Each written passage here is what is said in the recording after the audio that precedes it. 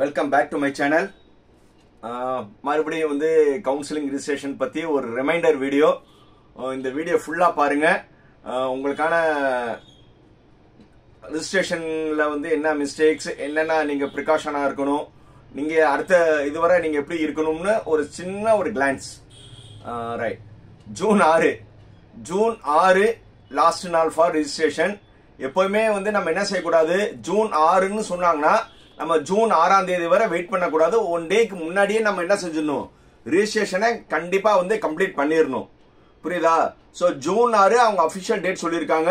But வந்து நீங்க எல்லாருமே வந்து 1 டே பிஃபோர் வந்து ஜூன் 5க்குள்ள வந்து நீங்க என்ன செஞ்சிருங்க, ரிஜிஸ்ட்ரேஷன் பண்ணிருங்க. ஸோ ஜூன் 6ல வந்து மேபி வந்து சர்வர் பிஸி ஆகலாம், சர்வர் இதாகலாம். ஸோ அதனால வந்து ரிஸ்க் எடுக்க வேணாம். எல்லாருமே வந்து ஜூன் 5க்குள்ள வந்து ரிஜிஸ்ட்ரேஷன் பண்ணிருங்க. ஸோ நிறைய பேர் வந்து நீங்க என்ன செய்றீங்கன்னா, சார் வந்து நான் மெடிக்கலுக்கும் நான் எதிர்பார்த்துட்டு இருக்கேன், லாக்கு போட்டிருக்கேன், போக வந்து அக்ரி போட்டிருக்கேன். ஸோ இந்த மாதிரி நிறைய வந்து நான் அதே நினைச்சிட்டு இருக்கேன்னு நினைச்சிட்டு இருப்பீங்க. ஸோ நான் எல்லாத்துக்கும் என்னுடைய பர்சனல் அட்வைஸ் என்னன்னா, 500 ரூபாய் தானே ரிஜிஸ்ட்ரேஷனு, முதல்ல வந்து ரிஜிஸ்ட்ரேஷன் பண்ணிருங்க. ரிஜிஸ்ட்ரேஷன் வந்து ஃபர்ஸ்ட் வந்து உங்க இது கொடுத்துட்டு ஒரு 500 ரூபாய் பண்ணிட்டு உங்க டீட்டெயிலாம் அடிச்சிருங்க. அடிச்சுட்டு வந்து சர்டிபிகேட் அப்லோடு. நீங்க சர்டிபிகேட் அப்லோட்ல வந்து ஆக்சுவல் உண்மையிலே பார்த்தோம்னா ஜூன் 30ஆம் தேதி வரை வந்து உங்களுக்கு இருக்கு. ஏன்னா அபிஷியல் ரிஜிஸ்ட்ரேஷன் தான் வந்து ஜூன் 6. அதுக்கப்புறம் வந்து 13ல இருந்து 30 வரை அவங்க ஜூன் 6ல இருந்து 12 வரை நீங்க என்ன செஞ்சுக்கலாம், சர்டிபிகேட் அப்லோட் பண்ணிக்கலாம். ரிஜிஸ்ட்ரேஷன் தான் நீங்க பண்ண முடியாது. ஆனா சர்டிபிகேட் அப்லோட் வந்து நீங்க என்ன செஞ்சுக்கலாம், 12ஆம் தேதி வரை பண்ணிக்கலாம்.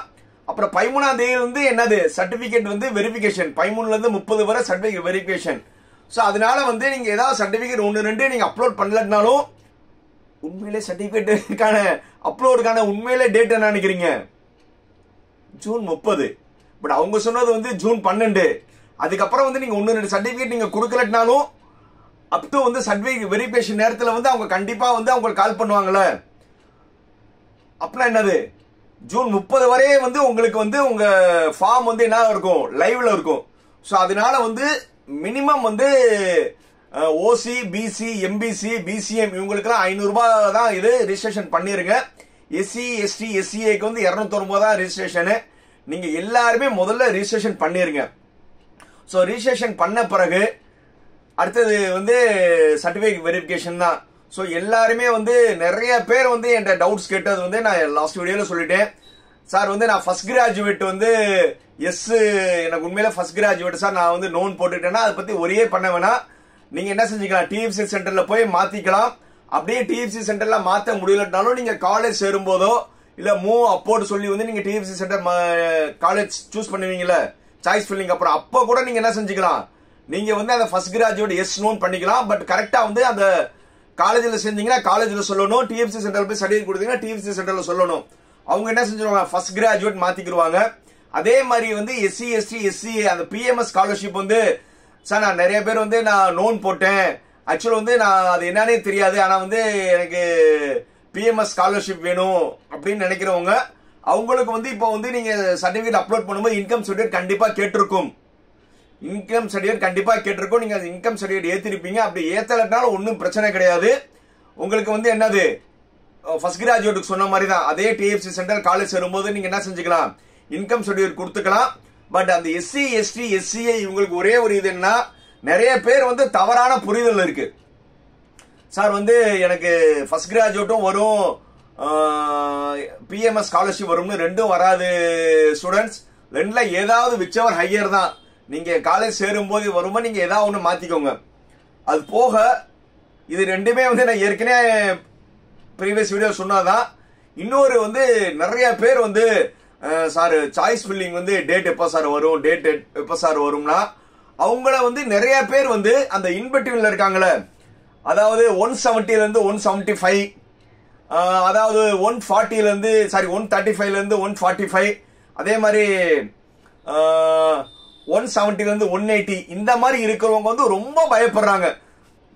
ஃபார் எக்ஸாம்பிள் வந்து 170ல இருந்து 180ல இருக்கிறவங்க, சார் வந்து நான் 2ஆவது ரவுண்ட் வந்துருவேனா, என்ன சார் நான் ஃபர்ஸ்ட் ரவுண்ட் வருவேன் நினைச்சீங்களே, நான் 2ஆவது ரவுண்ட் வந்துருவேனா, ஏன் சார் முதல் ரவுண்ட்ல வர வாய்ப்பு இல்லையான்னு அந்த ரவுண்ட் 1 இல்லன்னா வந்து அதே மாதிரி 40ல இருந்து 150 இருக்கிறவங்க என்ன நினைக்கிறாங்க, சார் நான் ரவுண்ட் 3லயா சார் 2லயா சார் வருவேன்.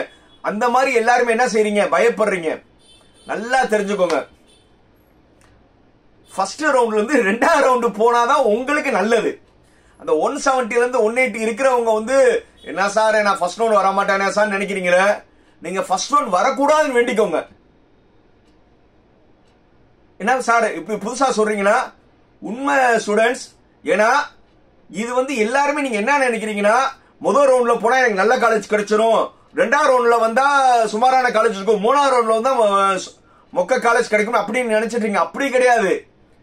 கவர்மெண்ட் வந்து 200ல இருந்து இப்ப ரேங்கிங் வந்தாலும் 200 to 200 எடுத்தவங்க முதல் ரேங்கிங் 200ல இருந்து அப்படியே சீரியல் நம்பர் 1 2 3 4 5 சொல்லி ஒவ்வொரு டிசைனிங் மார்க்குக்கும் பண்ணி எல்லாத்துக்கும் ரேங்க் கொடுத்துருவாங்க. அந்த ரேங்க் வந்து எல்லாத்துக்கும் ஒரே நாள்ல பண்ணா வந்து சர்வர் கிராக் ஆயிரும் சொல்லி அண்ட் அட்மிஷன் ப்ராசஸ் ஈஸியா இருக்கிறதுக்காக அவங்க என்ன செஞ்சிருக்காங்கன்னா, ஒரு 200 இருந்து 175 வரை ஒரு 10 days, அப்புறம் 175 இருந்து 140 அப்புறம் ஒரு 10 days, அப்புறம் வந்து 140க்கு கீழே ஒரு 10 days, இப்படி வந்து அட்மிஷன் கன்வீனியன்ட்டுக்காக அட்மினிஸ்ட்ரேஷன் ப்ராசஸ் ஈஸியா இருக்கிறதுக்காக ஸ்பிளிட் அப் பண்ணிருக்காங்க. ஸோ அதனால வந்து ரவுண்ட் 1 ரவுண்ட் 2 ரவுண்ட் 3 இதனால வர்றதுனால உங்களுக்கு ஒண்ணுமே கிடையாது. இன்னும் நல்லா தெரிஞ்சுக்கோங்க, ரவுண்ட் 2ல வர்றவங்களுக்கு ரொம்ப நல்லது. ரவுண்ட் 1ல எல்லாம் சீட் எடுத்து முடிச்சிருவாங்கல்ல, அதுக்கப்புறம் என்ன வேகன்சி லிஸ்ட் இருக்கும் அது பார்த்துக்கிட்டே நீங்க போடலாம். இல்லையா இப்ப வந்து கவர்மெண்ட் சொல்றாங்க எல்லாருமே இன்னைக்கே சாய்ஸ் லிஸ்ட் போடுங்கன்னா யாருக்கு என்ன காலேஜ் வந்து உங்களால கணிக்க முடியுமா? இப்ப கவர்மெண்ட் வந்து எல்லாருக்குமே ஒரே நாள் சாய்ஸ் ஃபில்லிங் பண்ணுங்கன்னு ஒரு நீங்க நினைக்கிற மாதிரி அப்படி இருந்துச்சுன்னு, எல்லாருமே ஒரே நாள் சாய்ஸ் ஃபில்லிங் போட்டாங்கன்னா எந்த காலேஜுக்கு யாருக்கு கிடைக்குன்னு உங்களாலே ஜட்ஜ் பண்ண முடியாதுல்ல. சோ அதனால ஒரு பார்ட் ஒரு 200 இருந்து 170 ஒருத்தவங்க எடுத்துட்டு அடுத்தது வந்து இந்த லிஸ்ட் வந்த பிறகு நீங்க போடும்போது உங்களுக்கு என்னவா இருக்கும், கொஞ்சம் ஈஸியா இருக்கும். அடுத்தது வந்து 140க்கு கீழே இருக்கிறவங்களுக்கு 2வது ரவுண்ட் முடிஞ்ச பிறகு இந்த மார்க் வந்த பிறகு சாய்ஸ் பண்றது கரெக்டா இருக்கும். சோ அதனால இது உங்களுக்கு எப்படி எக்ஸ்பிளைன் பண்றது புரியுதா? நீங்க ரவுண்டு 1 2 3 வரத பத்தியே கவலைப்படாதீங்க. இப்போ ஒண்ணும் இல்ல, லோக்கல் லாங்குவேஜ்ல எக்ஸ்பிளைன் பண்ணுமா, நீங்க ஒரு ஹோட்டல் போறீங்க, ஹோட்டலுக்கு போய் வந்து ஒரு வெயிட்டிங்ல இருக்கீங்க, ஏற்கனவே முன்னாடி இருக்கவங்க சாப்பிட்டுட்டு இருக்காங்க, முன்னாடி இருக்கவங்க சாப்பிட்டு முடிச்ச பிறகு நீங்க அடுத்தாப்புல போறீங்க, அதே 4 பேர் டேபிள்ல போய் உட்காடுறீங்க, அதுக்கப்புறம் அவங்க இருந்துச்சு இன்னொருத்தவங்க போறாங்கல்ல, அந்த மாதிரிதான். ஆனா வந்து அந்த ஹோட்டல்ல வந்து டிஃபன் எல்லாம் இருக்குல்ல, புரியுதா? சோ அந்த மாதிரி வந்து நீங்க ரவுண்ட் 1 2 3 போற பத்தி கவலைப்படாதீங்க. எல்லாமே அந்த மார்க் டிசைனிங் ஆர்டர் போறதான் வரும். அதை பத்தி வந்து யாருமே வந்து ரவுண்டு மாறுறத பத்தி யோசிக்காதீங்க. ரவுண்டு மாறுறதுனால உங்களுக்கு அட்வான்டேஜ் தான். ஏன்னா ப்ரீவியஸ் என்ன இருக்குன்னு உங்களுக்கு தெரிஞ்சிடும்ல, என்னென்ன சீட் வேகன்சி தெரிஞ்சிடும்ல. அதனால நீங்க ரவுண்டு மாறுறத பத்தி நீங்க கவலைப்படாமனா ரவுண்டு அடுத்தடுத்து போறதுனால உங்களுக்கு வேகன்சி லிஸ்ட் நல்லா தெரியும். நீங்க ஈஸியா வந்து சாய்ஸ் ஃபில்லிங் போடலாம். ஏதாவது டவுட் இருந்துச்சுன்னா எப்பவுமே எனக்கு கால் பண்ணுங்க. பாய் பாய். இன்னொன்னு எப்பவுமே இப்ப நான் சொல்றது, சப்ஸ்கிரைப் பண்ணுங்க, ஷேர் பண்ணுங்க, பெல் பட்டன் பண்ணுங்க, வேற என்ன சொல்லணும், கமெண்ட் பண்ணுங்க. ரைட் பண்ணலாம்ல. பாய்.